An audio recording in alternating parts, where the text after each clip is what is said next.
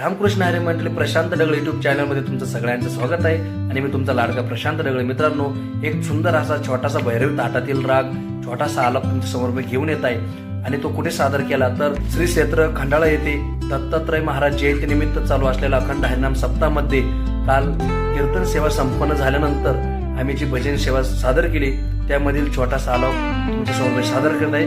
तर सर्वांनी चॅनलवर नवीन असेल तर चॅनलला सबस्क्राईब करावं, कमेंट करावं. तर बघूया व्हिडिओ.